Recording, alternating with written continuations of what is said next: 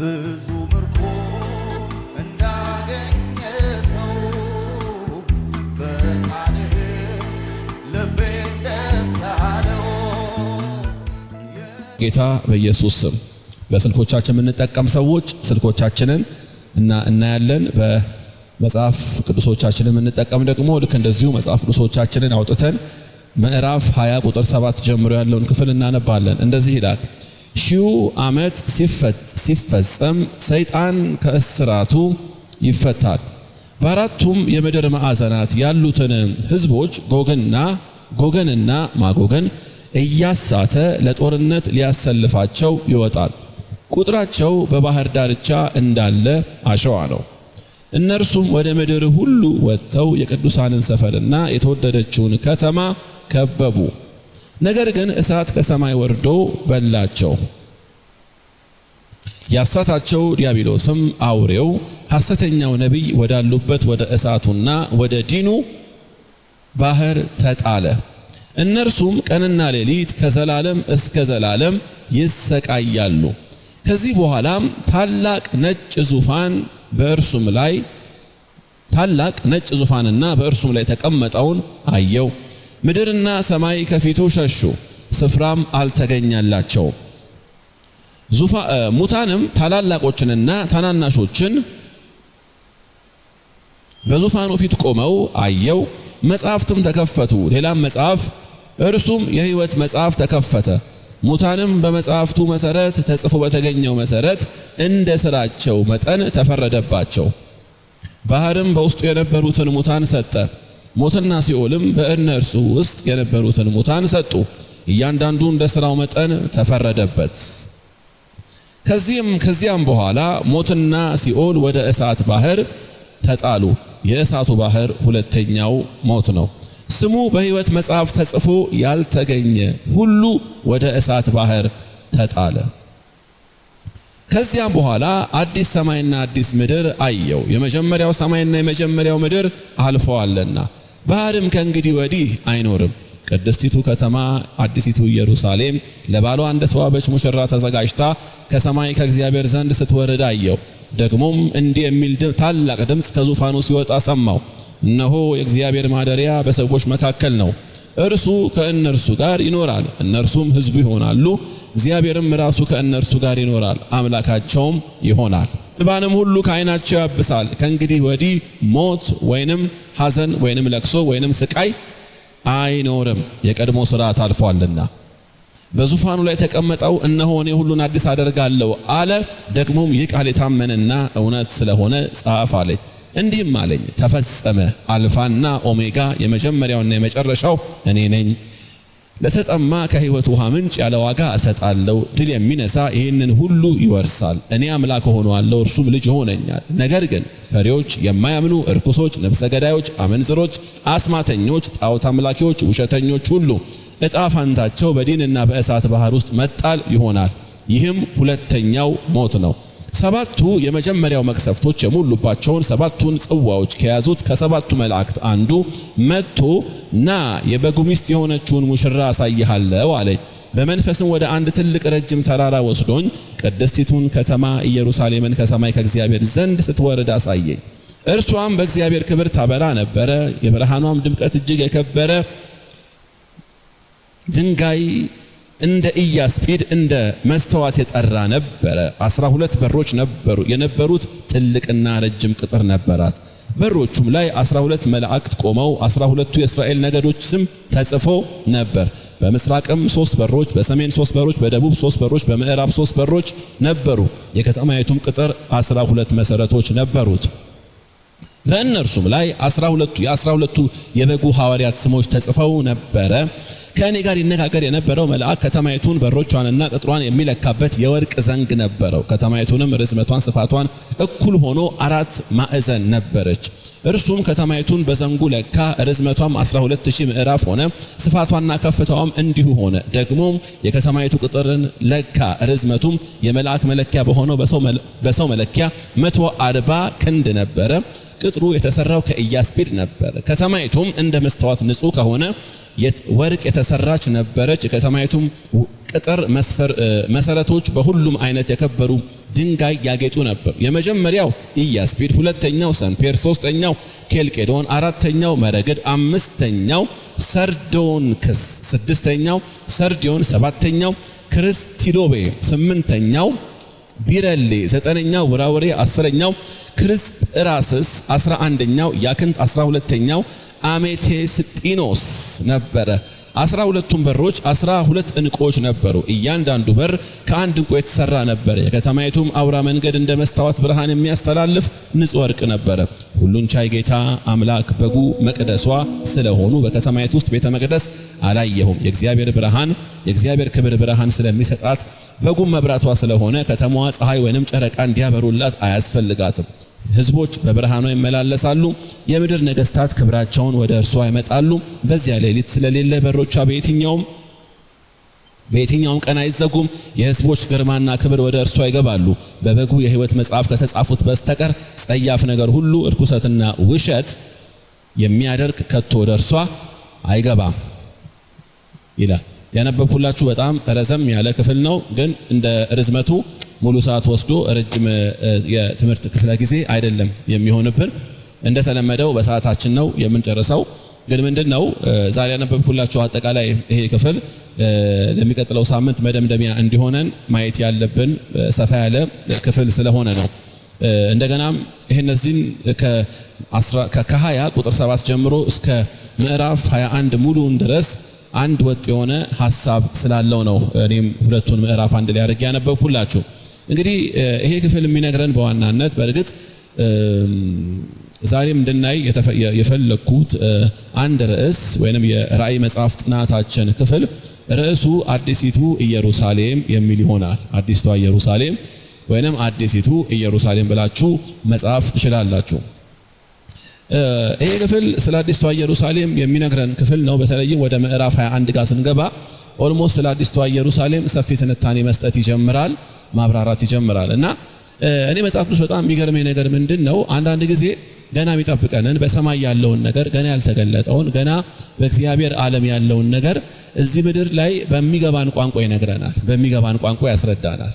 አሁን ለምንድነው እንደዚህ ያልኳችሁ? ወደ በኋላ ላይ ስንመጣ የምናያቸው አንዳንድ ነገሮች አሉና በተለይ እሺ አዲስቷ ኢየሩሳሌም ብለን የምንላት ከሰማይ የምትወርደው እቺ ከተማ የተሰራችበትን የከበሩ ድንጋይ አይነቶች ይዘረዝርልናል። እና እኔ ያው ሳጠና ወደ በኋላ መጣበታለሁ። ይሄን ሳጠና እንግዲህ ያው እንደውም ዛሬ ፍዮሪ አንድ እህታችን ቀረች እንጂ ይሄን ስለዚህ ጉዳይ እሷ የበለጠ ትናገራለች ብዬ አስባለሁኝ። በከበረ ድንጋዮች አቅጣጫ ብዙ የምናቃቸው ነገሮች አሉ፣ ደግሞ ማናቃቸው ነገሮች አሉ። ያው ብዙዎቻችን የከበረ ድንጋይ ወይንም ደግሞ ማዕድን ሲባል የምናቀው ይሄ የፈረደበት ወርቅ ነው አይደለ? ወይ ወርቅ ወይ ደግሞ ዳይመንድ ነው አይደለ እንዴ? በጣም ለኛ የተጋነነ ከሆነ ግን በጣም ብዙ ሶፊስቲኬትድ በጣም ብዙ አይነት የከበሩ ድንጋዮች ግን አሉ። እና ልክ ስለዚህ ጉዳይ ሳጠና መጽሐፍ ቅዱስን ያስኩና ካጠገቡ ደግሞ አንድ መረጃ የሚሰጠኛ አንድ አፕሊኬሽን አለና እዛ አፕሊኬሽን ላይ እነዚህ የከበሩ ድንጋዮች አሁን እኛ ባለንበት ዘመን ላይ በግራም ስንት ነው የሚሆኑት ብዬ ስጠይቅ የነገረ ዋጋ ማለት አሁን አይደለም ነግራችሁ፣ በኋላ ላይ ሞቅ ሲለን ነው ነግራችሁ። እና ጌታ እንግዲህ በዮሐንስ ወንጌል ምዕራፍ 14 ላይ ልሄድ ስፍራ ላዘጋጅላችሁ አይደል ያለው? ስፍራ ላዘጋጅላችሁ ብሎ ሲናገር ምን አይነት ስፍራ እንዳዘጋጀልን ነው የሚነግረን። ይሄ ክፍል ዛሬ የምንማረው ጌታ ሄዶ ያዘጋጀልንን ስፍራ እንግዲህ በዚህ መልኩ እንድናውቅ ከፈለገ እሱ እኔና እናንተም ደግሞ እንድናውቅ ልባችንን ክፍት ማድረግ አለብን። እና ያው ሲነግረን እዚህ ጋር በአእምሯችን ምን ስለው ነገር አለ፣ ግን እርግጠኛው የምነግራችሁ በአእምሯችሁ የምትስሉት ነገር እሱ ኦሬዲ ጌታ ኢየሱስ ክርስቶስ በዮሐንስ ወንጌል ምዕራፍ 14 ላይ አዘጋጅቼላችኋለሁ ብሎ ካለን እውነተኛ ከተማ ጋር ሲነጻጸር እንደው ለውድድርም የምናበቃው አይደለም። ግልጽ ነው። ምክንያቱም ለኛ የመጨረሻው ወርቅ ሲባል ለምሳሌ አሁን የመጨረሻው ትልቁ ወርቅ ምንድነው? ለኛ ለእናንተ ስንት ካራት ነው አይደለ? 24 ካራት አይደለ?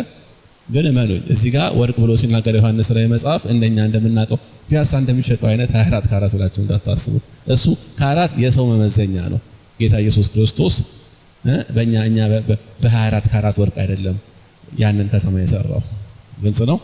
ከዛ በላይ በሆነ ነገር ነውና ስለዚህኛው ከተማ ዛሬ አንዳንድ ነገሮች እንድንማር እፈልጋለሁና ከዚያ በኋላ መጨረሻ ላይ ለምንድነው ይሄንን ከተማ ጌታ ኢየሱስ ክርስቶስ በዮሐንስ ራዕይ መጽሐፍ ላይ እኔና እናንተ እንድናውቀው የፈለገው? ኢየሩሳሌም የምትባለዋን ከተማ ነገ ምን ገባባት፣ ነገ አንድ ላይ ከቅዱሳን ጋር ዛሬ በህይወት ከኛ ከተለዩ ወደ ጌታ ከሄዱት ቅዱሳን ጋር አብረን ለዘላለም ከጌታ ጋር አብረን ስለምንኖርበት ስለዚህ ከተማ መናገር ያስፈልገበት ምክንያት ምንድነው የሚለውን ነገር እንድናወራ ፈልገ መጨረሻ ላይ ዓላማውን ነገርያችሁ አፕሊኬሽኑን በዛ ሰርተን ነው የምናጠናቀው። እንግዲህ ወደ ከተማይቱ ምንነት ከመግባታችን በፊት የባለፈው ሳምንት ሐሳብ ምን ብለን ነበር ያቆምነው? በጊዜ ቅደም ተከተል እየሄድን ምን ጋር ያቆምነው? የሺህ ዓመቱ መንግስት ገብቶ አይደለ? የሺህ ዓመቱ መንግስት ማለት ያው ጌታ ኢየሱስ ክርስቶስ ወደ ምድር ይመጣል። ከዛ በኋላ እኛ እንነጠቃለን። ከዛ አየር ላይ እንገናኛለን አልኳችሁ አይደለ? አየር ላይ እንገናኛለን። ከዛ በኋላ የሚሆነው ነገር ምንድነው? ባለንበት ስፍራ ለ7 ዓመት ከጌታ ጋር እንቆይና ከ7 ዓመት ቆይታ በኋላ ወደ ምድር እንመለሳለን። ከተመለስን በኋላ እዚህ ምድር የምንመለሰው ለአንድ ዓላማ ነው። ይሄው ምንድነው? ከጌታ ከኢየሱስ ክርስቶስ ጋር እቺን ምድር ለ1000 ዓመት ምን ለማድረግ? ለመግዛት። ይሄን ነገር የነገረን ኢዩኤል ነው አይደለም? መጽሐፍ ቅዱስ ነው። ለ1000 ዓመት ምን ያደርጋሉ ይላል? ይነግሳሉ። የባለፈው ሳምንት ትምህርታችን ማለት ነው። ወደ ኋላ ሄዳችሁ ዩቲዩብ ላይ ማየት ትችላላችሁ። 1000 ዓመት ይገዛሉ፣ ይነግሳሉ ይላል። እና ስለዚህኛው ዘመን ስንነጋገር ያው ደግሜ እንደገና ሐሳቡን መናገር ባልችልም ግን እንዲህ ዋና የሆነውን ነገር ብቻ ለተወላችሁ። ለምሳሌ አሁን የዛን ዘመን ላይ እኔና እናንተ በምድር ላይ ካሉ ከሌሎቹ ሰዎች ይልቅ ምን ለየው በምንድነው? አሁን የጌታ በመሆናችን ነው አይደለ? በጌታ ተብለን የምንጠራ ሰዎች ነን። ያኔ ላይ ግን ይሄ የሚታየው አካላችን አሁንም የለበስነው አይነት አካል አይደለም፣ የትንሣኤ አካል ነው። ሰምታችሁኛል? የትንሣኤ አካል ማለት ባጭሩ ኢየሱስ ከሙታን ከተነሳ በኋላ የለበሰው አካል ማለት ነው። ግልጽ ነው። ሞት የማይዘው በሽታ የማይዘው አይደለ? ይሄ ግድግዳ የማይዘው ዘላለማዊ የማይታመም የማያረጅ ሽበት የማያወጣ ዘላለማዊ አካል ማለት ነው። ስለዚህ ዘላለማዊ አካል ስለሆነ ዓለም ያኔ አሁን እኔና እናንተ የለበስነውን አይነት አካል ስለሆነ የተቀረው ሕዝብ የሚለብሰው የትንሣኤ አካል ለለበስነው ለኛ የመገዛት ግዴታ አለባት ዓለም። በዚያ ጊዜ የሺህ ዓመት መንግስት ማለት ያ ነው ባጭሩ። ታዲያ በዚያ የሺህ ዓመት መንግስት ላይ ብዙ ነገር እንደሚሆን አየን። ለምሳሌ አሁን ፍጥረት ብለን ስንል ለምሳሌ ሰው ብቻ አይደለም። እዚህ ጋር እንደምታዩት ይሄ ቅጠል አለ አይደለ? በስተቀኝና በስተግራይ በኩል አይደለ? አሁን ይሄ ቅጠሉ ጫፍ ላይ ምን ታያላችሁ? ጫፍ ላይ ምናልባት ከታያችሁ ያረጀ የደረቀ ነገር አይታያችሁም? ይሄ ማርጀትና መድረቁ ምንድነው የሚያሳየው ካለን ፍጥረት ሁሉ ለከንቱነት ወይም ደግሞ ለሞት እንደተገዛ ነው። ለሞት የሚባል ነገር የፍጥረት ስርዓት ውስጥ እንደገባ ነው። ነገር ግን በሺህ ዓመቱ ጊዜ ምንድነው የሚሆነው አለን? ሞት የሚባለው ነገር በጣም ይቀንስና አለ ፍጥረት ሁሉ ወደ መታደስ እንደሚመጣ። እንደገና በዚያ ጊዜ ላይ አንድ ሰው ሞተ ከተባለ ማለት ያው በአካለ ስጋ ያለ ሰው ነው እንጂ ልክ ከአማኞች የትንሣኤ አካል ከለበስ ነው ከኛ ማከል አይደለም። እኛማ ለአንዴና ለመጨረሻ ጊዜ ሞት የሚባል ነገር ላያየን ተለውጠናል። ግልጽ ነው። ግን በኖርማል አካል ግን ያሉ የተቀረው የዓለም ሕዝብ የመኖር ምንድነው የእድሜ ጣራ የሚባለው በጣም ጭም ከሆነ የተነሳ አንድ ሰው ይላል በትንቢተ ኢሳይያስ ምዕራፍ 65 ላይ ሲናገር አንድ ሰው በ100 ዓመቱ ከሞተ በጊዜ ሞተ ይባላል ይላል። በ100 ዓመቱ ከሞተ እኛም በዚህ ጊዜ ሰው በ100 ዓመቱ ከሞተ እንዴ እድሜ ጠግቦ አይደለም እንለው ሞተ ነው። እድሜ ጠግቦ ሞተ ነው እንለው በ100 ዓመቱ ሰው ከሞተ። የዛን ቀን ላይ ግን ምን አግኝቶት ነው እንደዚህ ባጭሩ እንደተቀጨው ይባላል። በዛን ጊዜ ላይ እንግዲህ መጽሐፍ ቅዱስ እንደዛ ብሎ ይነግረናል። አሁንማ እንደዛ በ100 ዓመቱ ሰው ከሞተ እንዴ ፀሐዩ ሳይበረታ ቶሎ ቀብረን ነው እንመለስ ነው የምትሉት አይደለ? ብዙ ጊዜ ብዙዎቻችን እንደምንለው ፀሐዩ ሳይበረታ ቶሎ ቀብረን እንመለስ። እንደዛ ነው የሚሆነው። ለ1000 ዓመት ከጌታ ጋር አብረን ምድርን ሬን እናረጋለን፣ እንገዛለን። በሚመጣው ዘመን ይህ አይነት የክብርን ዘመን ጌታ እንዳዘጋጀልን እንድናውቅ ያስፈልጋል። ታዲያ ታሪኩ ይቀጥልና ምን ብሎ ይነግረናል ስንል ምዕራፍ 20 ቁጥር 7 ላይ ይህ 1000 ዓመት ሲፈጸም ይላል። ያኔ ጋር ናችሁ? 1000 ዓመት ሲፈጸም ምን ይሆናል? ልክ የ1000 ዓመቱ ጅማሬ ላይ የታሰረው ሰይጣን ከስራቱ ይፈታል። እዚህ ጋላችሁ ሺህ ዓመቱ ሲጀምር ምንድነው የሆነው? አንድ ትልቅ መልአክ አንድ ቁልፍና አንድ ሰንሰለት ይዞ ወጣና ሰይጣንን ዲያብሎስን ወይንም የቀደመውን እባብ ያሁኑን ዘንዶ ምን አረገው ይላል? አሰረው ይላል። ሲያስረው ምንድነው? የሆነ ቦታ ሄዶ አይደለም የቆለፈበት፣ በምድር ላይ ምንም አይነት ስራ እንዳይሰራ አድርጎ ከለከለው። ለዛ ነው ሺህ ዓመቱ መንግስት ማለት ምንም አይነት ክፋት፣ ጥፋት፣ ውድቀት፣ ሞት ምናምን የሚባለው ነገር የሌለው አለ። ልክ የሺህ ዓመቱ መንግስት ሲፈታ ይላል ሰይጣን የመጀመሪያውን ከእስር ቤት ሲወጣ የመጀመሪያ ያደረገው ነገር ምንድነው? ጎግና ማጎግን እያሳተ ለጦርነት ሊያሰልፋቸው ይወጣል ይላል። ከአንድ ሺህ ዓመት ቆይታ በኋላ አንድ ጊዜ የመፈታት እድል ቢያገኝ ወዲያውኑ ትንሽ እስቲ የእረፍት ጊዜ ልውሰድም አላለም ሰይጣን።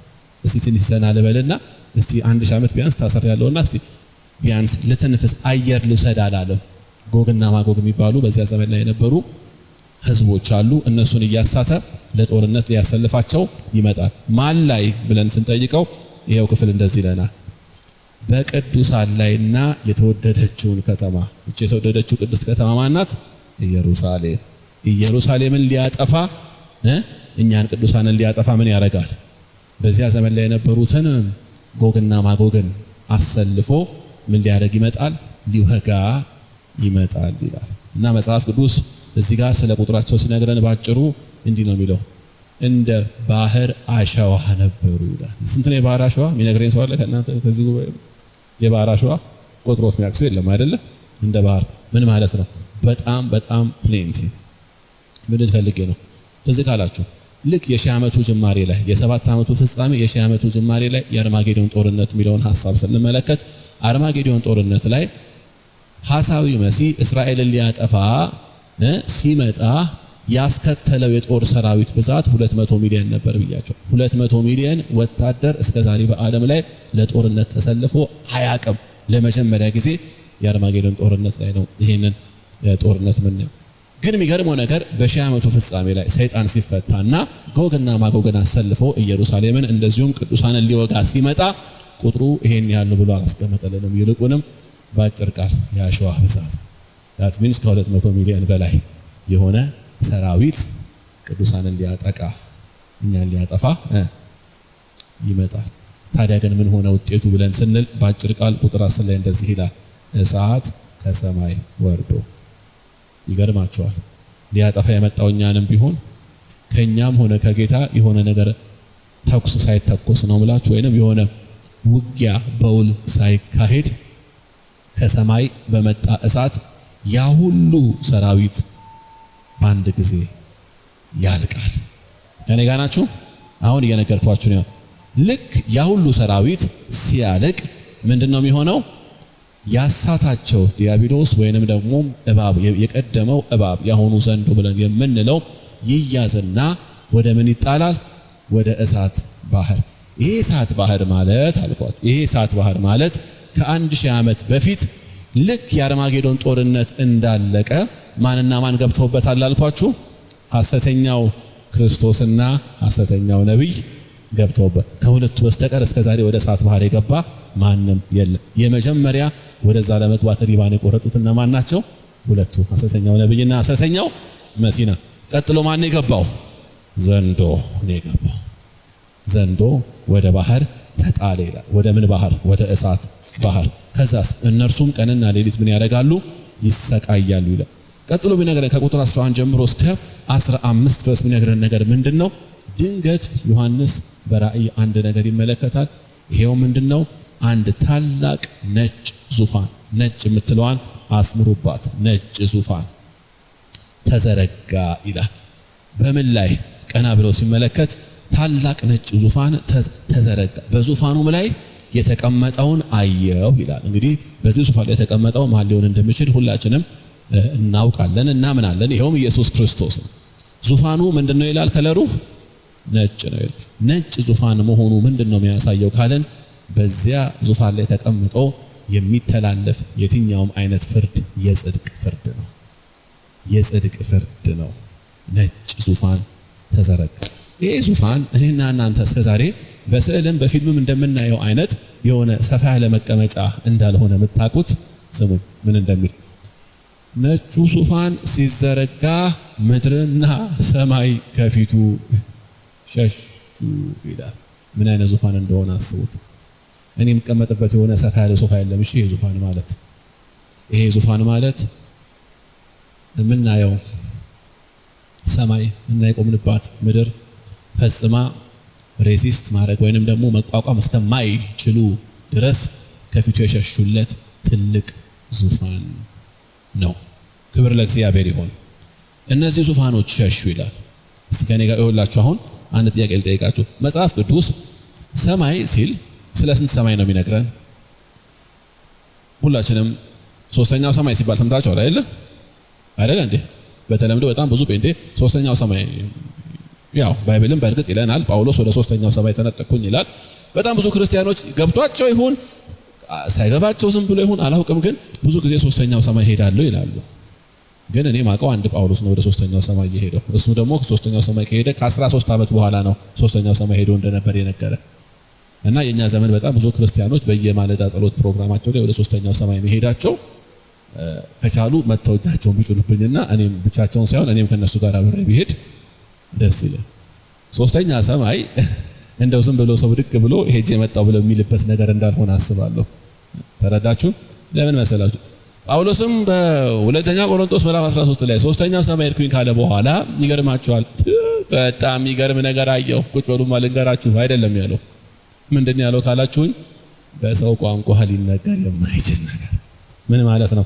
ለእናንተ እንዲና እንዲያ ብዬ ላብራራላችሁ ኮምፕሬንድ ላረገው አልችልም ማለት ከቃላት በላይ ነው።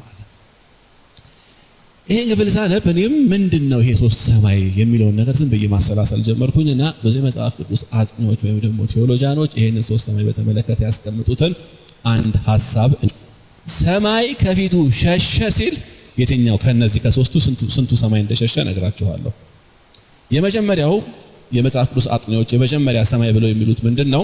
አትሞስፌሪክ ሄቨን ብለው የሚሉት ወይም ደግሞ እኔና እናንተ ቀና ብለን ስናይ የምናየው ይሄ ሰማይ ማለት ነው። ይሄ አየር ወፎች፣ አውሮፕላን ምናምን የሚበርበት ይሄ ከባቢ አየር ነው የመጀመሪያው ሰማይ ብለው የሚሉት። ሁለተኛው ግን ሰማይ ሴሌስቲያን ሄቨን ይሉታል። ይሄው ምንድነው? እነ ፀሐይ፣ እነ ከዋክብት፣ እነ ጨረቃ ያሉበትና ይሄ እነ ጋላክሲ የከዋክብት ስብስብ ያሉበት ይሄ ከምናየው በጣም በብዙ 100,000 ርቀት ላይ የሚገኘው ቦታ ነው ሁለተኛው ሰማይ ብለው የሚሉት። ሶስተኛው ግን ሰማይ the abode of God ወይንም የእግዚአብሔር መኖሪያ ብለው የሚሉት ነው።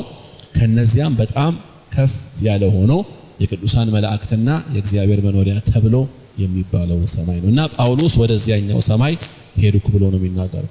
ታዲያ በምዕራፍ 20 ቁጥር 11 ላይ ሰማይ ሸሸ ብሎ ሲል የትኛው ሰማይ ነው? ስለ የትኛው ሰማይ ነው የሚናገረው ካለን ስለ አንደኛውና ስለ ሁለተኛው ነው። ምክንያቱም ራሱ እግዚአብሔር ያለበት ሰማይ ሊሸሽ አይችልም። አንደኛና ግን ሁለተኛ ይሄ የምናየው ሰማይና የከዋክብቱ ዓለም ምን ሆኑ ይላል? የት እንደገባ ስፍራም አልተገኘላቸውም ይላል። በእርግጥ ሁለተኛ ጴጥሮስ ምዕራፍ 3 ላይ እንዲህ ብሎ ነግሮናል። አሁን ይሄ የምናየው ሰማይና ምድር በታላቅ ትኩሳት ይጠፋል ይላል። ዛሬ እኔ ነው እኛ ነን ያንተ ነው ቀድመ ገብቻለሁ እኛ ነን ቆርቋሪ እኛ ነን ጀማሪ እኛ ነን እንትን ብለን የምንሰዳደብለትን ይሄንን ምድር ጥቅልል ብሎ ልክ ሰንበሳት እንደሚቀልጥ ቀልጦ አንድ ቀን የት እንደገባ አይታወቅም። የማይታወቅበት ጊዜ ይመጣል። ይሄ ዙፋን ሲዘረጋ እንደዛ ሸሹ ይለናል። ከዛ ምን ሆነ ይለናል? ሙታን ታላላቆችን ታናናሾችን በዙፋኑ ፊት ቆመዋል። ሙታን ማለት እስከ ዛሬ በምድር ላይ ተወልዶ የሞቱ ሰዎች በጠቅላላ ራሳቸውን የታገኙት ነጩ ዙፋን ፊት፣ የነጩ ዙፋን ፍርድ ፊት። ግን እዚህ ጋር በደንብ አስተውሉ። በጌታ ሆነው የሞቱት አይደሉም። በጌታ ሆነው የሞቱትማ ኢየሱስ የመጀመሪያ ሲመጣ በአንደኛ ተሰሎንቄ ምዕራፍ 4 እና በአንደኛ ቆሮንቶስ ምዕራፍ 15 መሰረት የመጀመሪያ ከሙታን ተነስተው ከጌታ ጋር ሆነዋል። የመጀመሪያው ትንሣኤ ላይ ይሄ ማለት በጌታ ሳይሆኑ የሞቱ ከፍጥረት ጀምሮ ከፍጥረት መጀመሪያ ጀምሮ የነበሩ ሰዎች ናቸው ለፍርድ በነጩ ዙፋን ፊት የሚቆሙ። ከዛ እንደዚህ ሆነ ይለናል። መጽሐፍት ተከፈቱ ይላል። እስቲ እንዲህ በሉ ከኔ ጋር መጽሐፍት በሉ። መጽሐፍት ተከፈቱ ይላል። ስንት መጽሐፍት? 2 መጽሐፍት። እንግዲህ እዚህ ጋር ያለውን ነገር ነው እኔ በቃል እየነገርኳችሁ ያለሁት። 2 መጽሐፍት ተከፈቱ። አንደኛው መጽሐፍ ይላል የበጉ የሕይወት መጽሐፍ ወይንም የበጉ መጽሐፍ ብሎ ይለዋል። የበጉ መጽሐፍ ማለት ሰው በክርስቶስ ኢየሱስ አምኖ መዳንና ለመዳኑ የሚታወቅበት መጽሐፍ። ሰው በክርስቶስ ኢየሱስ ካመነ ስሙ እዛ መጽሐፍ ላይ አለ። በነገራችን ላይ አሁን ስማችን እዛ መጽሐፍ ላይ አለ። እሺ እዚህ ጉባኤ ያለ ሰው ጠቅላላ በጌታ ነኝ ብሎ የሚያስብ ከሆነ ስሙ እዛ መጽሐፍ ላይ አለ። ሃሌሉያ። ለዛ ነው ወንድማችን ሲዘምር ምንድን ነው ያለው? ዓለም ብትንቀኝም የሰማይ መዝገብ አውቆኛል ብሎ አይደል ያዘመረው? ዓለም ብትሰርዘኝም የሰማይ መዝገብ አውቆኛል አለ። እና የኔና የናንተ ስም የሰፈረበት አንድ የክብር መዝገብ አለ በሰማይ ያለ የበጉ መጽሐፍ። ጌታ ምስክሬ ነው። በእውነት የመጀመሪያ ደስታችሁ እንደ ጴንጤ ይሄ ሊሆን ይገባል። ስሜ በሕይወት መዝገብ ላይ ተጽፏል። የመጀመሪያው መጽሐፍ ይሄ ነው። ስምህ በሕይወት መዝገብ ላይ ተጽፏል። ባይዘው ያው አንዳንድ ጊዜ ማህበራዊ ሚዲያ ላይ አንዳንድ አኒሜሽኖች ይመጡልኛልና አንዳንድ ሰዎች እንዲህ ይላሉ። ልክ ወደዚህ መዝገብ ይመጡና መልአኩ ስምህ ማን ነው ይለዋል። አልመጣላችሁም? እከሌ ይላል። እንግዲህ ይላል። የለም ይለዋል። እንዴት የለም ይለዋል? እኔ እኮ ማለት ለደሃ አብልጬ ለደሃ መጽቦቼ ችግረኞችን ረድቼ እንዲህ አድርጌ በአመት እንደዚህ በወር እንደዚህ በሳምንት እንደዚህ ያን ሁሉ ነገር አድርጌ እንዴት ነው ስም የሌለው ብለው ሲከራከሩ አላያችሁ? እዚያ መጽሐፍ ላይ ለመግባት መንገዱ አንድ ብቻ ነው።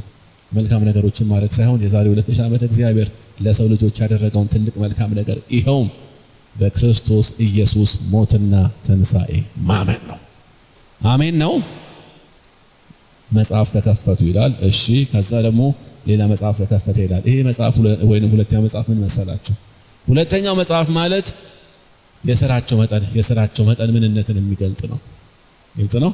ሁለት መጽሐፍ ነው። አንድ ጊዜ መጽሐፍ ልቧስህ መስፍኔ በነጩ ዙፋን ፊት የሚከፈተው ሁለት መጽሐፍ ነው። አንደኛው ስማቸው እንዳለና እንደሌለ የሚያሳይ ነው። ሁለተኛው ደግሞ የሥራቸውን መጠን የሚያሳይ ነው። ተመልከቱ እንግዲህ ስማቸው በበጉ መጽሐፍ ላይ ካለመኖርም ባለፈ ስራቸው ደግሞ እዚህ ጋር ይነበብልሃል።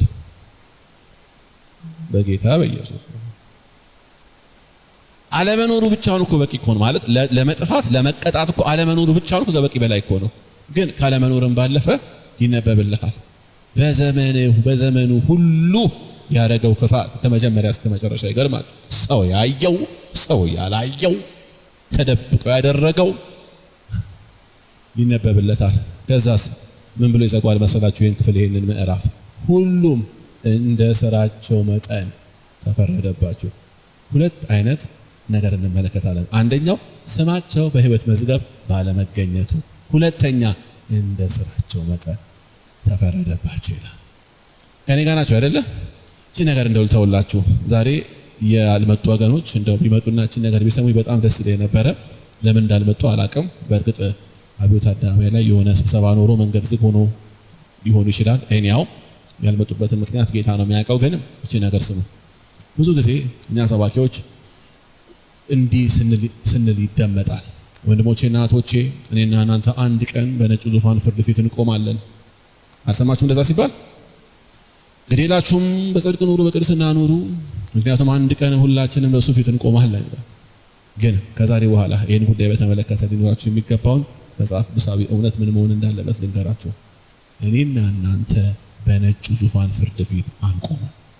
ለምን ካላችሁ የነጩ ዙፋን ፍርድ ማለት ያላመኑ ሰዎች ስላለማመናቸው ፍርድን የሚቀበሉበት ነው እንጂ ያመኑ ሰዎች ፍርድን የሚቀበሉበት አይደለም። ያመኑ ሰዎችማ እኮ ኦልሬዲ የሺህ ዓመቱ መንግስት ላይ ተቀብለዋል ሪዋርዶቻቸውን፣ ሽልማቶቻቸውን። ይሄው ምንድነው? በሺህ ዓመቱ ጊዜ ከክርስቶስ ኢየሱስ ጋር መግዛት ሆኖላቸዋል። ይሄ ላላመኑ ሰዎች የተዘረጋ የጽድቅ ዙፋን ነው። እኔና እናንተ ታዲያ የምንቀርብበት ፍርድ የለም ወይ ብለን ካለን እንደዛም ብለን መደምደም የለብንም። ምክንያቱም በአንደኛ ቆሮንቶስ ምዕራፍ 3 ቁጥር 11 ላይ ጳውሎስ የሚነግረን ነገር አለ። እያንዳንዳችን በክርስቶስ የፍርድ ወንበር ፊት እንቀርባለን ይላል። ነገር ግን እያንዳንዳችን በክርስቶስ የፍርድ ወንበር ፊት የምንቀርበው ስለማመንና ስላለማመን ሳይሆን ይልቁንም በምድር ሳለ የተቀበልነውን ሕይወት በትክክል ስለመኖርና ስላለመኖራችን፣ የተቀበልነውን አገልግሎት በትክክል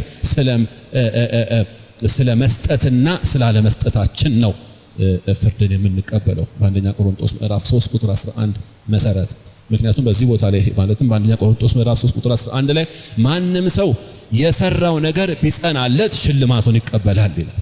የኔና የናንተ በክርስቶስ የፍርድ ወንበር ፊት መቅረባችን ሽልማትን ለመቀበልና ላለመቀበል ነው እንጂ የዘላለምን ሕይወት ለማጣትና ላለማጣት አይደለም። ክብር ለእግዚአብሔር ይሁን። ስለዚህ እኔና እናንተ በነጩ ዙፋን ፊት ሳይሆን የምንቀርበው በግሪክ ቤማ ተብሎ የሚጠራው ዙፋን። ልንገራችሁ ይህን ነገር ራሱ እግዚአብሔር ማዕከላችን ይኖራል የሚለው ቃል ምን ያህል ጠንካራ እንደሆነ የምታውቁት ወደ ቁጥር 22 ጋር ስንመጣ እንደዚህ ይላል፣ በአዲሲቷ ኢየሩሳሌም መቅደስ የሚባል ነገር የለም። ለምን? በጉ ራሱ መቅደሱ ነው። አሜን። ራሱ በጉ መቅደሱ ነው። ምን ማለት ነው? እዚህ ካላችሁ እግዚአብሔር ከሰው ጋር ከዘፍጥረት ምዕራፍ 3 ጀምሮ ከሰው ጋር ለመገናኘት ፈልጎ በጣም ብዙ መንገዶችን ሲሄድ ታዩታላችሁ። እግዚአብሔር በግል አብርሃምን በግል ኖህን በግል ይስሐቅን ያዕቆብን ያገኛቸዋል። ግን ይገርማቸዋል እግዚአብሔር በደንብ በተሻለና በተለየ ሁኔታ ህዝቡን ሊገናኝ ሲፈልግ በሙሴ አማካኝነት ለእስራኤላውያን አንድ ህግ ሰጣቸው። ይሄው ምንድነው? ማደሪያ ስሩልኝ መካከላችሁ እንድገኝ አለ። ከዚያስ ሙሴ ምን ሰራ? የማደሪያውን ድንኳን ወይንም ደግሞ የመገናኛ ድንኳን ብለን የምንለውን ድንኳን ሰራ። ከዛ ልክ ያ ድንኳን ከተሰራ በኋላ እስራኤላውያን ሁሉ እግዚአብሔርን ፈልገው ሲሄዱ ወደ ማን ነው የሚሄዱት? ወደ መገናኛው ድንኳን አይደለ? የመገናኛ ድንኳን ማለት ቀድሞ እግዚአብሔር ከህዝቡ ጋር ይገናኝ ከነበረበት መገናኘት በተሻለ የሚገናኝበት ቦታ ነበረ። ታዲያ ይሄ የመገናኛው ድንኳን ምን ሆነ? ከሆነ ጊዜ በኋላ ተለወጠና የሰለሞን ቤተ መቅደስ ሆነ አይደለ? የሰለሞን ቤተ መቅደስ ከሆነ በኋላ መቅደሱ ወደ ስንት ዓመት ቆየ? ወደ 300 ምናምን 400 ምናምን ዓመት ቆየ። የሆነ ሳለ ይፈርሳል፣ ከዛ እንደገና ይገነባል፣ ከዛ እንደገና ይፈርሳል፣ ከዛ እንደገና ይገነባል። ብቻ እንዲህ ያለ ልክ ጌታ ክርስቶስ ኢየሱስ የነበረበት ዘመን ላይ ደረሰ መቅደሱ። ከዛ ምን አለ ኢየሱስ ክርስቶስ? ድንገት ወደ መቅደስ ሲገባ መቅደሱ መቅደስነቱን ትቶ ሲቲ ሞል አድርገውታል፣ ኤርና ሞል አድርገውታል። ሰዎች ታውቃላችሁ፣ ኤርና ሞል የመሸጫ ማዕከል የገበያ ማዕከል ሆኗል። ከዚያ ጌታ ኢየሱስ ክርስቶስ ጅራፍ አነሳና እንዳለ እየገረፈ አስወጣቸውና ቤቴ ጸሎት ቤት ይባላል፣ እናንተ ግን የወንበዴዎች ዋሻ አደረጋችሁት አለ። ተቆጣ ኢየሱስ። ከዛ በኋላ እንደዚህ አላቸው፣ ይሄን ቤተ መቅደስ አፈርሱት አሉ። አፈርሱት። ከዛሳ እኔ እሰራዋለሁ። በስንት ቀን? በ3 ቀን። ከዛ እንደዚህ አላቸው አሉ። ከመካከል አንደኛው እንደዚህ አለ፣ ይሄን ቤተ መቅደስ እኮ ታላቁ ሄሮድስ ለመገንባት እኮ አይደለም ለማደስ 40 ዓመት ፈጅቶበታል። አይደለም ለመገንባት ቀርቶ ለማደስ 40 ዓመት የፈጀበትን ይሄን ቤተ መቅደስ አንተ እንደገና አፍርሼ በ3 ቀን እገነባዋለሁ ትላለህ እንዴ አሉት። ኢየሱስ ግን በዛ ሰዓት ይናገር የነበረው ስለሆነ ግንብ አይደለም፣ ስለ ሰውነቱ ነበር። ለምን? ከዚህ በኋላ ቤተ መቅደስ የሚታየው ግንብ ሳይሆን እኔ ሆኛለሁ እያለ። ምን ማለት ነው? እስከ ዛሬ ሰው እግዚአብሔርን የሚያገኘው መቅደስ ወደሚባል ከግንብ ወደ ተሰራ ቤት ሄዶ ነው። ከዚህ በኋላ ግን እግዚአብሔር ሰውን የሚያገኘው በክርስቶስ ኢየሱስ። ይሄን ነበር የነገራቸው። ቢገባቸው ኖሮ ሰዎቹ አልገባቸውም እንጂ እንደዛ ብሎ ነገራቸው። ከዛ በኋላ በዛ ተለያዩ። እንደምናውቀው ታዲያ አሁን እኔና እናንተ ያለንበት የአዲስ ኪዳን ማለት ብሉይ ኪዳን ዘመን ላይ እግዚአብሔር ሕዝቡን ከሚገናኝበት መገናኘት በተሻለ እኛን ይገናኘናል። በምን ካላችሁ እኔና እናንተ ዛሬ እግዚአብሔርን ለማግኘት ወደ ሆነ ቦታ የለም ምን ሄደው በውስጣችን በእምነት ስላደረ አይደለ? ባለንበት ስፍራ ሆነን አይኖቻችንን ስንጨፍን ህልውናውን ሴንስ ማድረግ እንጀምራለን። ክብር ለስሙ ይሁን። ለምን? የተሻለ መገኘት ሆኖ እንላለኛ። ግን ይገርማችኋል ክርስትና እዚህ ጋር ብቻ ያበቃ። በአዲስቷ ኢየሩሳሌም ደግሞ አሁን እግዚአብሔርን ከምናገኘው በላይ እናገኘዋለን። እንዴት አትሉኝም? እኔ እናንተን እንደማያችሁ እዚህ ቤት ያለው ብርሃን ከምን የመጣ ነው? እስቲ ንገሩኝ። እዚህ ቤት ያለው ብርሃን እዚህ ጋርና እዚህ ጋር ካሉት አምፖሎች አይደለ? ያቺ ከተማ ብርሃን የላትም፣ ራሱ በጉ ብርሃኗ ስለሆነ እንዲህ የምናየው ብርሃን ማን ነው አትሉኝም? ኢየሱስ፣ የእግዚአብሔር ክብር። ታዲያ የእግዚአብሔርን ክብር ልክ እንደዚህ በአይኖቻችን ከማየት የበለጠ የመታደል ዘመን አለ እንዴ? የለም። አዲሲቷ ኢየሩሳሌም እንደዛ ነች። ኢየሱስ ጌታ ነው። ከዛ እንደዚህ ነው እንባን ሁሉ ከዓይናቸው ምን ያደርጋል? ያብሳል። ብዙ ጊዜ እግዚአብሔር ከጉባኤው ላይ እንባን ሁሉ ያብሳል ተብሎ ሲነገር እሰማለሁ። ዛሬ አንድ እውነት እነግራቸዋለሁ። እንባ ይታበሳል። እንባ ሁሉ ግን አይታበስም። እንዴት ካላችሁኝ አሁን ታለቅስበት ነገር አለ አይደለ? እግዚአብሔር ይመጣና በምህረቱ በቸርነቱ በበረከቱ ያጉለተን ሞልቶ በዛ አቅጣጫ ያለውን እንባን ያብስላል። ግን ይገርምሃል በዛሬ ሳምንት በተመሳሳይ ሰዓት በሌላ እንባ እንገናኛለን። በምን ካልከኝ የሆነ የምታለቅስበት ጉዳይ አይጠፋ። እንደዛ ነው። ያላገባ ስለ ጋብቻ ሲያለቅስ፣ ካገባ ደግሞ በኋላ ስለ ልጅ ሲያለቅስ፣ ከወለደ በኋላ ደግሞ ስለ ማሳደጉ ሲያለቅስ፣ ካሳደገ በኋላ ደግሞ ስለ መዳር ሲያለቅስ እንባ ይቀየራል እንጂ እንባ አይታበስም። ልንገራቸው አንድ ነገር፣ ለአንዴና ለመጨረሻ ጊዜ እንባ የሚባል ነገር ከዓይናችን ላይ የሚጠፋው አዲስቷ ኢየሩሳሌም ስንገባ ነው። እስከዚያው ድረስ ግን በምናልፍበት የሕይወት ጎዳና ሁሉ የሚያስችለንን ጸጋ እግዚአብሔር እየለቀቀልን ወደፊት እንቀጥላለን። አሁን እንባ አይታበስም። እንባ ጠባቂ ተቋም ነው ያለው። እንባ ጠባቂ ተቋም እንባን አያበስም። እንባ ነው የሚጠብቀው። ብዙ እንዳይፈስ ያደርገዋል እንጂ እንባ እንዳይፈስ ሊያደርግ አይችልም። ፍጹም የሆነ ሰላም፣ ፍጹም የሆነ እረፍት፣ ከሐዘንና ከድካም ከስቃይ ከሰቆቃ ነፃ የሆነ ዓለም ወንድሞችና እህቶቼ በሚመጣው ዘመን በሚመጣው ዓመት አለ ብሎ የሆነ ሰው ቢነግራችሁ አሜን ብላችሁ አትሸወዱ። ይሄ ዘመን ያለው አዲስቷ ኢየሩሳሌም ነው። ከዚያ ውጭ ግን በምድር ሳላችሁ መከራ አለባችሁ ብሎ መጽሐፍ ቅዱስ እንደተናገረ እኔና እናንተ ልዩ ልዩ አይነት መከራዎች፣ ልዩ ልዩ አይነት ቻሌንጆችን ፌስ ልናደርግ እንችላለን። ግን ጌታችንና መድኃኒታችን ኢየሱስ ክርስቶስ አያይዞ እንዲህ ብሎ ነግሮናል። አይዟችሁ እኔ ግን ዓለምን አሸንፌዋለሁ አለ። ሃሌሉያ። እንባን ሁሉ ምን ብሏል? ከዓይናቸው ያኔ ያብሳል። ከዛ እንደዚህ ይላል፣ እነሆ ሁሉን አዲስ አደርጋለሁ። ከዛ ቁጥር 6 ላይ ተፈጸመ፣ አልፋና ኦሜጋ የመጀመሪያውና የመጨረሻው እኔ ነኝ ይላል። ለተጠማ ከሕይወት ውሃ ምንጭ ያለ ዋጋ እሰጣለሁ። ድል የሚነሳ ይህንን ሁሉ ምን ያደርጋል? ይወርሳል። የቱን? የነገርኳችሁን፣ የቱን? የዘረዘርኩላችሁን ነገሮች ሁሉ ድል የሚነሳ እሱ ይወርሰዋል። እኔም አምላክ ሆናለሁ፣ እሱም ልጅ ይሆነኛል።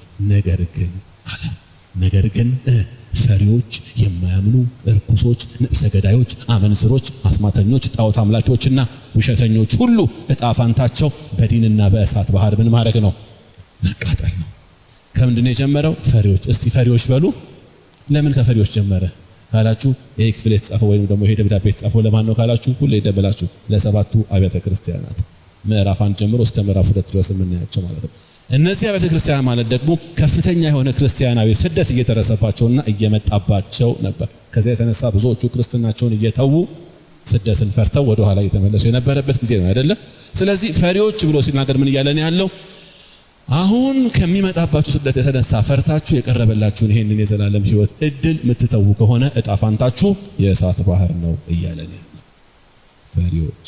ከዛ የማያምኑ እያለ ይቀጥላል። እንዲህ እያለ ሄዶ ቁጥር 11 ጋር ነውልኝ። ከሰዓት አንፃር ልፍጠን። ቁጥር 11 ጋር ይህች ከተማ በእግዚአብሔር ክብር ታበራ ነበር ይላል። ስንቶቻችሁ ናችሁ ከዚህ መካከል በአውሮፕላን ሄዳችሁ ምታውቁ? በተለይ አገር አቋራጭ ከኢትዮጵያ ውጪ ይሄ ትልልቅ የ700 ይሄ ትልልቅ ፕሌን ላይ ከኢትዮጵያ ውጪ በተለይ አረብ ሀገራት ምናምን ሄዳችሁ ምታውቁ? የለም ይሄን ያለው እሺ አንድ ሰው ሁለት ሰው ተገኘ ጋር አይታችኋል። ለምሳሌ አሁን እኔ ሁለት ሀገር ነው ሄጄ ማቀው። አንደኛው ያው ብዙ ኢትዮጵያውያን የሚሄዱበት ዱባይ ነው። የመጀመሪያ ቀን ላይ ሲሄድ ዱባይ በማታ ነበር የሄድኩት። አውሮፕላኑ ላንድ ሊያደርግ ሲል ካፕቴኑ ዱባይ ነች ብሎ ሲነግረን ያው ታያላችሁ አይደል? በመስኮት የመጀመሪያ ቀን ላይ እንዲህ ስታዩ መቼም እንደ እውነቱን ለመናገር ምን ታሰባችሁ? ከተማ ነው ወይንስ አምፖል? ማለት ራሱ ከተማው ልክ እንደ አምፖል ያበራል። የህንጻዎቹ ትልቅነት፣ የከተማው መብራት የመጀመሪያ ቀን ላይ ሳይው እንዴት እንደተገረምኩ ልነግራችሁ አልችልም። በእርግጥ ከዛ በኋላ እውነቱን ለመናገር ከሆኑ ቀናት በኋላ ወደ የኛም ሀገር ልክ እንደዛ ሆናለች። ሆነስትሊ ስፒኪንግ እንደው ለሞራል ምናምን ሳይሆን ቅርብ ቀን ስላየሁት ነው። ከላይ ስትበተዋት አሁን የአዲስ አበባን እንትን የኮሪደር ልማቱ ምናምን መብራት ዱባይን አስመስሏታል። በእግዚአብሔር ክብር ታበራ ነበር። ከዛ 12 በሮች የነበሩት ትልልቅና ረጅም ቅጥር ነበራት ይላል። ቅጥሯ ስንት በሮች አሉት? መልሱልኝ። 12 በሮች ረጃጅም ቅጥር ነበራት። ከዛ በበሮቹም ላይ 12 መልአክ ቆመው ነበር። 12ቱ የእስራኤል ነገዶች ስም ተጽፎበት ነበር ይላል። 12 በሮች አሉ። አንደኛው ላይ ዳን፣ አንደኛው ላይ ንፍታሌም፣ አንደኛው ላይ አሴር፣ አንደኛው ላይ አምጡልኝ አይደለ ይሁዳ፣ አንደኛው ላይ ያለ የ12ቱ የእስራኤል ነገዶች ስም ተጽፎበት ነበር። ከዛ ቁጥር 14 ጋር ነውልኝ። የከተማይቱ ቁጥር 12 መሰረቶች ነበሩት።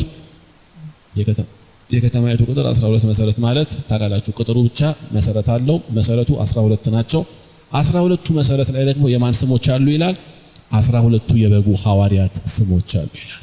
ጴጥሮስ፣ ያዕቆብ፣ ይሁዳ እያለ 12 መሰረቱ ላይ የ12 የበጉ ሐዋርያት ስሞች ተጽፎ ነበር። ከዛ እንደዚህ ይላል፣ ከኔ ጋር ይነጋገር የነበረው መልአክ ከተማይቱን በሮቿን ቅጥሯን የሚለካበት የወርቅ ዘንግ ነበረው። ከተማይቱንም ርዝመቷን ስፋቷ እኩል ሆኖ 4 ማዕዘን ነበረች። ሳሉት 4 ማዕዘን። ከተማይቱ ካሬ ነች። በምን ላሳያችሁ? 4 ማዕዘን ማለት ያው ይገባቸዋል። እኩል በኩል ማለት ነው። ከተማይቱ እኩል በኩል የሆነች እሺ፣ ካሬ ነበር እኩል በኩል የሆነች እና ርዝመቱ ደግሞ 2000 ምዕራፍ። ምን ማለት ነው? 2000 ምዕራፍ ማለት በምዕራፍ እኛ ላንረዳው እንችላለን። 2000 ምዕራፍ ማለት የከተማይቱ ርዝመት 2000 ምዕራፍ ማለት 2200 ኪሎ ሜትር ማለት ነው። ወደዚህ 2200 ኪሎ ሜትር፣ ወደዚህ 2200 ኪሎ ሜትር፣ ወደዚህ 2200 ኪሎ ሜትር፣ በዚህም 2200 ኪሎ ሜትር። በጣም በሚገባን ቋንቋ ለመናገር 2200 ኪሎ ሜትር ማለት ከአዲስ አበባ ደቡባዊ ጫፍ ይቅርታ፣ ከኢትዮጵያ ደቡባዊ ጫፍ ወይንም ሞያሌ እስከ ሰሜናዊ የኢትዮጵያ ጫፍ እስከ ኤርትራ ማለት ነው ርዝመቱ። በዚህም ልክ እንደዚህ እዛ ልክ እንደዚህ ይላል። ቀጥሎ ከዛ እንደዚህ ይላል፣ ደግሞም የከተማይቱን ቅጥር ለካ፣ ርዝመቱም የመልአክ መለኪያ በሆነው በሰው መለኪያ 144 ክንድ ነበር። የቅጥሩ ርዝመት ማለት ረጅም የአጥሩ ወደ ላይ ከፍታው 144 ክንድ ማለት ስንት መሰላችሁ? 65 ሜትር። ልጅማጭን 65 ሜትር ማለት በምን ልግለጥላችሁ? ለምሳሌ አሁን 65 ሜትር በፎቅ ቤት ካየነው G+22 ማለት ነው። G+22 ማለት መገናኛ ያለው 40-60 ስንት ነው? ወደ ላይ 12 አይደለ? ወደ 20 ምናምን የሚደርስ የለም። እሺ 20 ምናምን ህንጻ ላያችሁ እንጂ G+22 ህንጻ ምኑ ጋር ያለው መገናኛ ያለው አይደለ? መገናኛ ያለው 40-60 መገናኛ ንግድ ባንኩ ጋር ያለው እሱ ከዛ እንትን ይላል። ምክንያቱም 40 ክንድ ማለት 65 ሜትር ያህል ወይንም ደግሞ እኔ በቤት ሳሰላው G+22 ብቻ ምን መሰላችሁ? በዓለም ላይ እንዲህ አይነት ረጅም ቁጥር የለም። ይህ አይነት ረጅም ቁጥር የለም። እና ጉግል አድርጌ እኔ እስከዛሬ በዓለም ላይ የተሰሩ ትልልቅ ረጅም ቁጥሮች ምንድን ናቸው ስል አንደኛው የቻይና ህንጻው የቻይናው ግንብ አለ።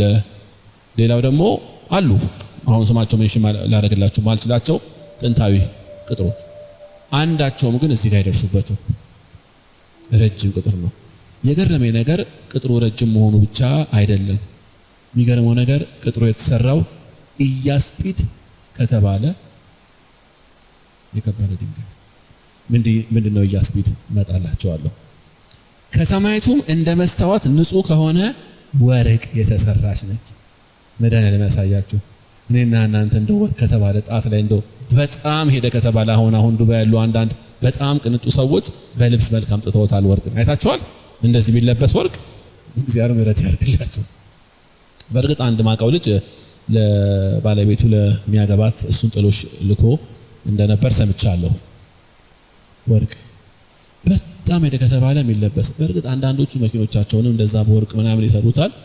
ምን አስበው እንደሆነ አላውቀው። በቃ ሄደ ከተባለ ልክ ነው። ወይ የባኞ ቤታቸውን መቀመጫ እንደዛ አድርገው የሚሰሩ ሰዎች አሉ፣ ወይ መኪናቸው ምናምን። ግን ይገርማቸዋል። እቺ ከተማ ማለት ራሷ ከተማ በወርቅ ይሰራል። እንደው የዚህ ምድር ላይ ያለንን በቃ ወርቅ የምንለውን ነገር ይውጣላችሁ። ሊለን ፈልጎ የሆነ ጌታ እንደ ወጣት ይበልላል እንደው ወርቅ በወርቅ አደረገዋለሁ ዘመንን ብለን እስከዛሬ እንነካበት የነበረውን ነገር እንደው ይውጣላችሁ። ደግሞ ታውቃላችሁ ወርቁ ቅድም ብያችኋለሁ ገና ልጀምር ስል 24 ካራት አይደለም 24 ካራት የሰው መለኪያ ነው። በጌታ በራሱ እጅ የተሰራ ከሆነ ከ24 በላይ የሆነ ካራት እንደሆነ አስበው። ይገርማችኋል። የከተማይቱ ቅጥር መሰረቶች በሁሉም አይነት የከበረ ድንጋይ ያጌጡ ነበር። በሁሉም አይነት ስሙ እንግዲህ አሁን ቁጠሩ አንድ ብላችሁ የድንጋዩን አይነት። የመጀመሪያው መሰረት ኢያስጲድ፣ ሁለተኛው ሰምፔር፣ ሶስተኛው ኬልቄዶን፣ አራተኛው መረግድ፣ አምስተኛው ሰርዶንክስ፣ ስድስተኛው ሰርዶን፣ ሰባተኛው ክርስቲዶቤ፣ ስምንተኛው ቢረሌ፣ ዘጠነኛው ውራውሬ፣ አስረኛው ክርስጵራስስ፣ 11ኛው ያክንት፣ 12ኛው አሜቴስጢኖስ። እርግጠኛው ልንገራችሁ አንዱንም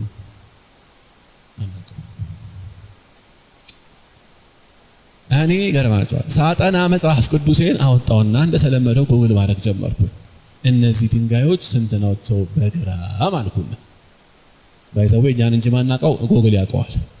ስጠይቀው እነዚህ ድንጋዮች አንደኛ እንደ ካራታቸው እንደ ጥራታቸው ይለያያል አለ። እሺ እንደው በአቬሬጅ ስንት ነው የሚሆነው ስል ትንሹ $15,000 በምን በግራም እቺ የምታክለው፣ ትልቁ ደግሞ እስከ $100,000 በምን በግራም እቺ የምታክለው። የኔና እናንተ ጌታ ይገረማችሁ ብሎ በግራም አይደለም ያን ያክል ግዙፍ መሰረት በሱ ነው የሰራው በከበሩ ድንጋዮች። ታዲያ መቼም አሁን ክርስትናውን ለእንዲህ አይነት የከበሩ ድንጋዮች ብሎ ሊጥል የነበረ አንድ ሰው እንደው ጌታ ምህረት አድርጎለት ወደዛ ከተማ ከገባ በኋላ ይሄን ድንጋይ ሲያይ ምን ይሰማ ይሆን? በጌታ በኢየሱስ ስም ዛሬ እንደዚህ በቀላሉ ለመረቅጠው ነገር ነው ትናንትና ጌታ ይልክደው የነበረው ነው የሚለው። እንግዲህ ጌታ ለምን በእንዲህ አይነት መልክ እነዚህን የከበሩ ድንጋዮች ለኛ ሊገልጥልን እንደፈለገ በእነዚህ የከበሩ ድንጋዮች የተሰሩ ነበር 12ቱም በሮች 12 ዕንቆች። ስሙኝማ በጌታ 12ቱም በሮች ምን ነበር ይላል? 12 ምን ዕንቁ። በነገራችን ላይ የሚያክል ቅጥር እንዲህ አይነት በር እንደማይኖረው እወቁ እሺ። ይሄ በር ለኛ ግንብ ለዚህኛው ግንብ የሚሆን በር ነው። ለዛኛው ቅጥር የሚሆነው በር ራሱን የቻለ አንድ ግዙፍ ምናልባት ከቅጥሩ ያልተናነሰ ትልቅ በር ነው የሚሆነው። እያንዳንዱ በር የተሰራው ከምንድን ነው ይለናል? ከዕንቁ የተሰራ ነበር። የከተማይቱም አውራ መንገድ እንደ መስታወት ብርሃን የሚያስተላልፍ ንጹህ ወርቅ ነበረ። እኛ ዛሬ የምንሄደው አስፋልት ላይ አይደለ? አስፋልት ላይ የምንሄደው ግን እዚህ ጋር ዮሐንስ ሲናገር ምን አለ? መስታወቱ ልክ እንደ መስታወት የሚያንጸባርቅ ባይዘዌ ምን ያህል የጠራ ምን ያህል ኩልል ያለ መሆኑን ነው የሚያሳየው። እንደ መስታወት የሚያንጸባርቅ የወርቅ መንገድ። ግን ይገርማችኋል፣ የወርቅ መንገድ፣ የከበሩ ድንጋዮች፣ እነዚህ ሁሉ አይደለም ኢየሩሳሌምን እንድንናፍቅ የሚያደርገ። ቀጥሎ እንደዚህ ይላል፣ ሁሉን ቻይ ጌታ አምላክ በጉ መቅደሷ ስለሆኑ በከተማይቱ ውስጥ ቤተ መቅደስ አላየሁም።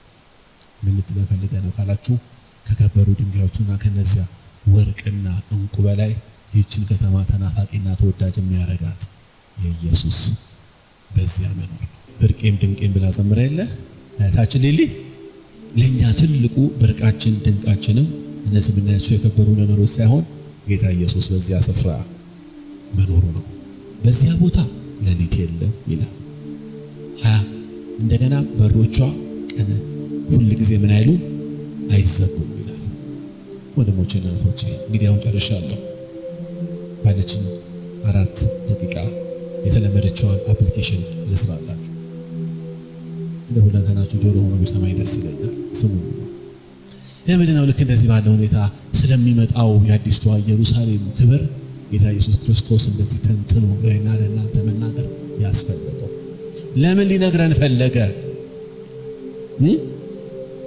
እንደው በቃ ዝም ብለን ኢማጂን እያደረግን አንድ ቀን እገባለሁ እያለን እንድናስብ ብቻ አይደለም።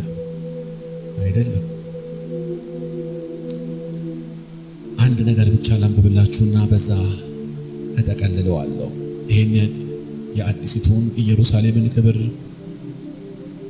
በቃሉ አማካኝነት ለኔና ለእናንተ ልክ እንደዚህ መግለጥና ማብራራት ያስፈለገበት ምክንያት መጽሐፍ ቅዱስ በዕብራውያን ምዕራፍ 11 ቁጥር 8 ጋር ያለውን ክፍል አነብላችኋለሁ። ዓላማው ይህ ስለሆነ እንደዚህ ይላል። አብርሃም ርስት አድርጎ ወደሚቀበለው ስፍራ እንዲሄድ በተጠራ ጊዜ በእምነት ታዘዘ። ወዴት እንደሚሄድ ባያውቅም እሺ ብሎ ሄደ። እስቲ እሺ ብሎ ሄደ በሉ።